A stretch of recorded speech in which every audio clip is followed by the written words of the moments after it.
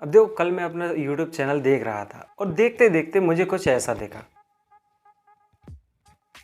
यानी कि 60% लोग ऐसे हैं जो मेरे चैनल को देखते तो हैं लेकिन सब्सक्राइब नहीं करते। क्यों भाई, कोई प्रॉब्लम है? और अगर नहीं है तो सब्सक्राइब करो ना। और जी हाँ, आज हम बात करने वाले हैं ट्विटर के बारे में, उसी ट्विटर के बारे में जिस पर बड़े बड़े नेता, राजनेता और अभिनेता सभी लोग अपनी प्रतिक्रिया देते रहते हैं। वैसे तो ट्विटर एक बहुत ही बढ़िया सोशल मीडिया प्लेटफॉर्म है, लेकिन क्या कभी आपको ऐसा लगा है कि ट्विटर भी बायस्ड हो सकता है? तो आपका जवाब होगा शायद नहीं। लेकिन अगर आप हाल ही में हुई कुछ घटनाओं को एनालाइज करो तो आपको पता चलेगा कि शायद ट्विटर भी बिक चुका है। तो अब आपके मन में एक ही सवाल होगा, आखिर कैसे?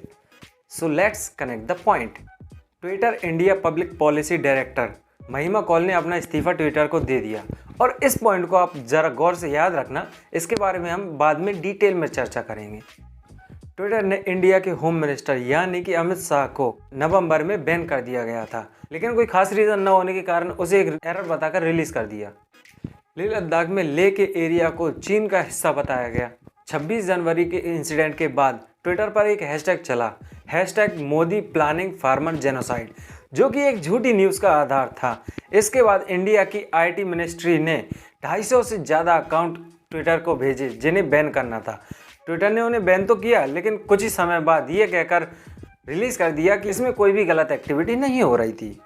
लेकिन शायद लीगल एक्टिविटी होना या ना होना ये काम ट्विटर का नहीं है, इसे देखना गवर्नमेंट का काम है। लेकिन एक सेकेंड, ये वही ट्विटर है जिसने अमेरिका के एक्स प्रेसिडेंट डोनाल्ड ट्रंप को बैन कर दिया गया था झूठी खबर फैलाने के आरोप में।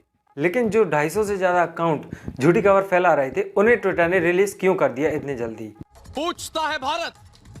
हाँ, वो बात अलग है कि ट्रंप को बैन करने के बाद ट्विटर की 5 बिलियन तक की वैल्यू गिर चुकी थी। और ऐसे ही कई बड़े बड़े रीज़न हैं जिसके कारण ट्विटर आशंकाओं के घेरे में आ चुका है और गवर्नमेंट द्वारा उस पर कार्रवाई की जा सकती है। और अब आते हैं महिमा कौल पर, जिन्होंने ट्विटर इंडिया पब्लिक पॉलिसी के डायरेक्टर के पद से अपना इस्तीफा दे दिया है। और उन्होंने अपना इस्तीफा देने के कारण निजी लाइफ बताया है। लेकिन जैसा कि आपको पता है, जो दिखता है वो होता नहीं है और जो होता है वो दिखता नहीं है। 26 जनवरी के इंसिडेंट के बाद जो 250 अकाउंट गवर्नमेंट ने ट्विटर को दिए थे, उन्हें तुरंत ही बहाल करने के बाद गवर्नमेंट को ये अपनी निजी अवमानना लगी और इसके कारण उसने ट्विटर पर कार्रवाई करने की मांग की। और हो सकता है ट्विटर पर कार्रवाई हो भी सकती है, जिसके बाद ट्विटर की सिट्टी पिट्टी गुल हो गई, क्योंकि ट्विटर को यह बात पता है कि इंडिया की गवर्नमेंट कुछ भी कर सकती है। जब वह टिकटॉक और पबजी जैसे बड़े बड़े ऐप्स को बैन कर सकती है तो ट्विटर को भी कर सकती है। और अपने ऊपर कार्रवाई होने से बचने के लिए हो सकता है ट्विटर ने ही महिमा कौल को रिज़ाइन देने को कहा हो।